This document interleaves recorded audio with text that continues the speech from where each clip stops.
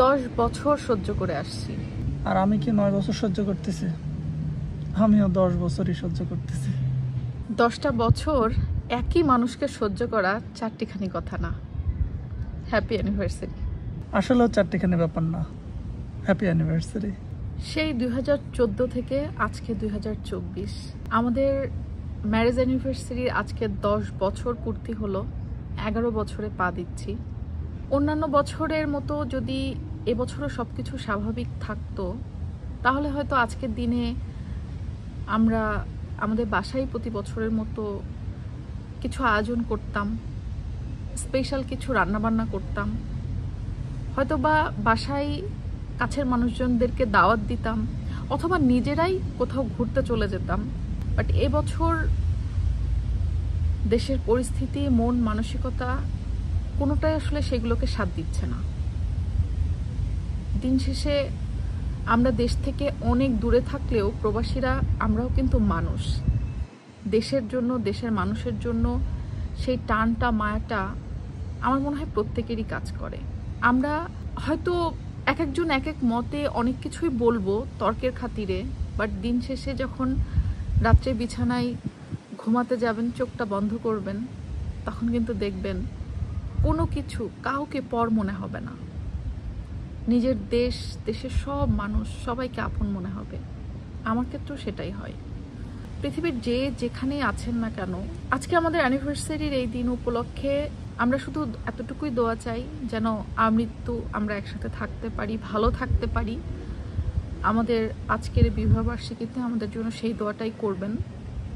আর সেই সাথে আমাদের দেশের যে পরিস্থিতি যাচ্ছে, তার জন্য আমরা সকলে মিলে দোয়া করছি, যার যার জায়গা থেকে যে যেভাবে পারছি প্রতিবাদ করছি, নিজের অধিকারের জন্য লড়াই করছি, এবং এটা করে যাব ইনশাল্লাহ। আচ্ছা, তুমি বলো এবার যে এবছর অ্যানিভার্সারিতে কি নিবা তুমি? বিশ্বাস করেন, প্রতি বছর অ্যানিভার্সারি হোক বা অন্য যে কোনো স্পেশাল অকেশন হোক, আপনাদের ভাইয়ার মুখ থেকে এই লাইনটা শোনার জন্য আমি খুব খোঁচাতে থাকি মানুষটাকে। আমরা মেয়েরা হয়তো ছোটোখাটো কোনো একটা জিনিস পেলেও অনেক বেশি খুশি হয়ে যায়। আমরা যারা সাংসারিক মেয়েরা আছি, আমরা সংসারের চিন্তাতেই কিন্তু সবসময় থাকি। আমরা সবাই কিন্তু এরকম না যে আমাদের খুশি করতে হলে অনেক বেশি কিছু দিতে হবে। মেয়েরা হয়তো সংসারের একটা লবণ, এক প্যাকেট, সেটা পেলেও খুশি হয়ে যায়, বা একটা সামান্য চকলেট বা একটা ফুল পেলেও খুশি হয়ে যায়। কিন্তু এবছরের সিচুয়েশনটা অন্যরকম। আমি আমার জায়গা থেকে বা আমাদের জায়গা থেকে যতটুকু পেরেছি, আমরা দেশে এই যে মেধাবী শিক্ষার্থীরা যারা অনেকে হতাহত হয়েছে, অনেকের পরিবারে হয়তো খাবার দাবারের সমস্যা, আমরা এই দূর দেশে প্রবাসে বসেই যতটুকু পেরেছি সাহায্য করেছি। আমি এবং সেজার পাপা আরও একটা প্ল্যান করছি যে আমরা যেহেতু কুষ্টিয়ার, পুরো বাংলাদেশই কিন্তু আমাদের, আমরা বাংলাদেশের সন্তান। বাট আছে না, আমরা যে জায়গাটায় জন্ম হয়েছি, তো কুষ্টিয়ার ছোট্ট একটা মফস্বল এলাকায় আমাদের জন্ম। আমাদের কুষ্টিয়াতেও কিন্তু বেশ আন্দোলন হয়েছে, এবং সেখানেও আমার জানা মতে একজন ছেলে এবং একজন মেয়ে শিক্ষার্থী শহীদ হয়েছেন। সংখ্যাটা হয়তো আমি ভুল না করে থাকলে এর থেকে বেশিও হতে পারে। আর হতাহত আহতর সংখ্যা কত সেটা তো অগুন্তি। আমাদের কুষ্টিয়ার যে ভাই বোনেরা আছেন, আমার ভিডিও যদি কেউ দেখে থাকেন, তাহলে এই পরিবারের যদি যোগাযোগের কোনো ঠিকানা থেকে থাকে, বা আমি এবং সেজার পাপা আমরা নিজেরাও চেষ্টা করছি, যেহেতু কুষ্টিয়া আমাদের নিজেদের এলাকা, সো সেখানে খোঁজখবর নিয়ে ওই পরিবারগুলোর পাশে কোনোভাবে সহযোগিতা করা যায় কি না, এটা আমাদের পার্সোনাল একটা স্টেপ। হয়তো বিদেশে যারা আছেন তারা প্রত্যেকে এইভাবে নিজ নিজ এলাকার খোঁজটা যদি এই মুহূর্তে নিতে পারেন, তাদের পরিবারের পাশে কোনোভাবে দাঁড়াতে পারেন, আমার মনে হয় এটাও আন্দোলনের শরিক হওয়ারই একটা অংশ হবে যারা প্রবাসীরা আছেন। আমার এবারের অ্যানিভার্সারির গিফটটা এটাই। হ্যাঁ, সেটাই বৃষ্টি যেটা বললো যে আমরা আসলে দূরে আছি, এখান থেকে আমাদের পক্ষে যতটুকু করা সম্ভব সেটা আমরা করার চেষ্টা করছি। আর যদি কুষ্টিয়ার কোনো ভাই বোন যদি দেখে থাকেন আমাদের ভিডিও, তাহলে আমাদের সাথে যোগাযোগ করতে পারেন। হতাহত বা আহত যারা হয়েছে তাদের পরিবারের কোনো প্রয়োজন বা তাদের যদি কোনো উপকারে আসতে পারি, আমাদের সামর্থ্য অনুযায়ী আমরা চেষ্টা করব ইনশাআল্লাহ। আসলে আমরা তো বাংলাদেশেরই সন্তান, তো দেশটা তো আমাদেরই, শুধু কুষ্টিয়াই না, আহত বা হতাহত যারা ঢাকাতে হয়েছে, এরকম অনেক স্বেচ্ছাসেবী প্রতিষ্ঠান বা অনেকে নিজ উদ্যোগেও কাজ করতেছেন তাদের সাহায্য করার জন্য। তো এমন অনেকের সাথেই যোগাযোগ হয়েছে এবং আমরা অলরেডি সেখানে কিছু আমাদের সামর্থ্য অনুযায়ী যেটা সহায়তা করা প্রয়োজন করেছি, ইন ফিউচারেও ইনশাল্লাহ করব। এছাড়া সারা বাংলাদেশেই যেখানে আছেন, যদি কারোর সেরকম প্রয়োজন হয়, ইনশাল্লাহ আমরা আমাদের সাহায্য হাত যতটুকু সম্প্রসার করা যায় আমরা চেষ্টা করব তাদের সাথে দাঁড়ানোর। প্রবাসে থেকে আসলে আমরা এটাই করতে পারবো, আর আপনাদের জন্য দোয়া করতে পারবো। দোয়া করি ইনশাল্লাহ যেন আমাদের বাংলাদেশ যেই ক্রান্তিকাল অতিবাহিত করতেছে, এটা ইনশাল্লাহ খুব শীঘ্রই এর সমাপ্তি হবে। যেই বাংলাদেশের স্বপ্ন আমরা দেখি, সেই বাংলাদেশ আমরা পাবো।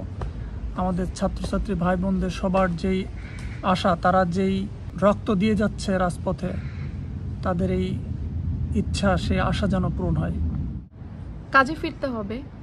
কাজ বাদ দিয়ে বসে থাকলে নিজেরা হয়তো চলতে পারবো না বা কাউকে হয়তো সাহায্যও করতে পারবো না, কিন্তু তার মানে এটা না যে আমাদের মন নাই, আমাদের মানবিকতা নাই। আমি একজন কন্টেন্ট ক্রিয়েটর, আমি হয়তো আমার ডেইলি লাইফস্টাইল ভিডিও, রান্না বান্না, ঘোরাফেরা বা আমাদের শখ আহ্লাদ, এসব জিনিসগুলো সাধারণত নিয়ে ভিডিও করি। কিন্তু গত 3 সপ্তাহ বেশি আমি ভিডিও বন্ধ রেখেছি। আপনারা আমার চ্যানেল ঘুরলে দেখতে পারবেন। এটা কিন্তু এই জন্য না যে আমার এখানে ইন্টারনেট নেই। আমি দেশের বাইরে আছি, আমার এখানে ইন্টারনেটও আছে, দিব্যি আমার এখানে সবাই সবার মতো জীবন চালিয়ে যাচ্ছে, চালাতে হবে। কিন্তু আমি তারপরও আমার মন সায় দেয় নাই যে আমি ভিডিও করব। আমি খাচ্ছি, আমি ঘুরছি, আমি বেড়াচ্ছি, আমি ঘুমাচ্ছি, আমি সবই করছি, কিন্তু আমি সেগুলো ভিডিও ধারণ করে দেখাবো, এই জিনিসটা আমি এই মুহূর্তে করতে পারছি না। ইউকেতে আমার এখানে জব চালিয়ে যেতে হচ্ছে, পাশাপাশি আমার ছোট বিজনেস, সেগুলো সব বন্ধ রেখেছিলাম, বাট সেটাও হয়তো খুব শীঘ্রই স্টার্ট করতে হবে। কিন্তু অ্যাজ এ কন্টেন্ট ক্রিয়েটর আমি চাইলেই কিন্তু আমার ডেইলি লাইফস্টাইল যে ভিডিওগুলো আমি সাধারণত করি, আপনারা আমার দর্শকরা জানেন, সেগুলো থেকে আমি এখন বিরত থাকতে পারি। কারণ দেশের এই মুহূর্তে আমার কাছে মনে হয় না যে খাওয়া দাওয়া, ঘোরাফেরা, শপিং, এই জিনিসগুলো কোনো কিছুই বন্ধ নেই, যদিও তবুও এই জিনিসগুলো ভিডিও করে দেখানোটা আমি পারছি না। সো এটা আমার জায়গা থেকে আমার সিদ্ধান্ত। আর বিজনেসের বিষয়টা আসলে এটা তো রুটি রুজির ব্যাপার। যারা অফলাইন বিজনেস করছে, দোকান আছে, তারাও দোকান খুলছে। যারা অনলাইন বিজনেস করছে তারাও চেষ্টা করছে আবার গুছিয়ে ওঠার। যার যার জায়গা থেকে আমার মনে হয় আমরা সবাইকে সাপোর্ট করি। এটাও কিন্তু সবার পাশে দাঁড়ানো। আমার কাছে যেটা মনে হয়েছে, ভিডিও ক্রিয়েশন জিনিসটা আলাদা পার্ট, বিজনেস জিনিসটা আলাদা পার্ট। যারা অনলাইন ক্ষুদ্র উদ্যোক্তা আছেন, আমি তাদেরকে নিয়েও চিন্তা করছি, তাদের কোনো কিছুর জন্য হেল্প করতে পারি। যারা ক্ষতিগ্রস্ত অনলাইন ক্ষুদ্র উদ্যোক্তারা রয়েছেন, আমি সেটা করার উদ্যোগ নিচ্ছি। সো ইনশাল্লাহ আমি আমার অবস্থান থেকে যেভাবে যতটুকু পারি, যাকে যেভাবে হেল্প করা সম্ভব আমি করব ইনশাল্লাহ। হয়তো নিজেকেও কাজে ফিরতে হবে দেশের পরিস্থিতি স্বাভাবিক হলে। তবে আমি নিজেও ইউকেতে এসেছিলাম স্টুডেন্ট হিসাবে। এখানে এসে আমি আমার LLM মাস্টার্সটা কমপ্লিট করেছি আইনের উপরে। তারপরে এখন আমি এডুকেশন অ্যাডভাইজার হিসাবে আমি ইউকেতে স্কিল ওয়ার্কার হিসাবে জব করছি। সো এই এডুকেশন সেক্টরের অনেক কিছুই হয়তো বা আমার নলেজে যতটুকু আমার জানা, আমি সেটা আপনাদের সাথে শেয়ার করতে পারবো। তো আমার ওই নীতিবোধের জায়গা থেকে আমার কাছে মনে হয়েছে যে এখন সময় এটা না যে আমি কি রান্না করছি, কি কিনছি, কি করছি, এই জিনিসগুলো দেখানো। হয়তো আমি আবার আমার এই নর্মাল ভিডিওগুলো, নর্মাল লাইফগুলোতে ফিরবো, বাট কিছুদিন পরে, এখন না। এখন এই মুহূর্তে অনেক আমি ইনবক্স পেয়েছি বা পাচ্ছি যে আপু দেশের বাইরে পড়াশোনার জন্য যেতে হলে কি করতে হবে, বা কত টাকা লাগতে পারে, কিভাবে কি করতে হবে, আপনি কিভাবে গিয়েছিলেন। যেহেতু আমি নিজেও একজন পড়াশোনার জন্য স্টুডেন্ট হিসেবে ইউকেতে এসেছিলাম আজকে থেকে প্রায় 4 বছর আগে, তো আমার নলেজ থেকে এবং এডুকেশন অ্যাডভাইজার হিসেবে জব করার সুবাদে যতটুকু আমার অভিজ্ঞতা আছে এই পড়াশোনার সেক্টরে, আমি সেই জিনিসগুলোর নলেজ আপনাদের সাথে শেয়ার করার চেষ্টা করব ছোট ছোট আকারে এখন থেকে। এর পাশাপাশি অনেকে আমাকে বলে যে আপু আপনি প্রবাসে থাকেন কিন্তু প্রবাসীদের নিয়ে কোনো কথা বলেন না। সেরকম কোনো কিছু যদি বলা সুযোগ হয় আমি সেগুলো নিয়েও হয়তো বা কথা বলবো। আর দেশের জন্য সবসময় আছি আমি অ্যাজ এ কন্টেন্ট ক্রিয়েটর।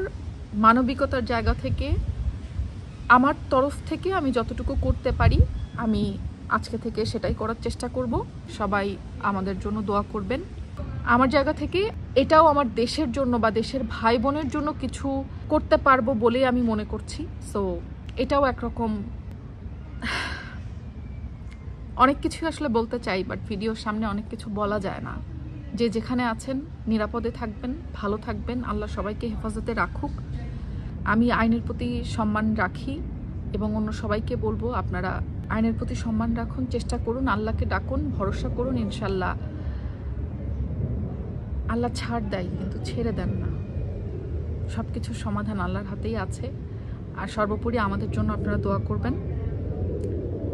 আজকে আমাদের ম্যারেজ অ্যানিভার্সারি, দোয়া তো চাইতেই পারি তাই না? ভালো থাকবেন সবাই।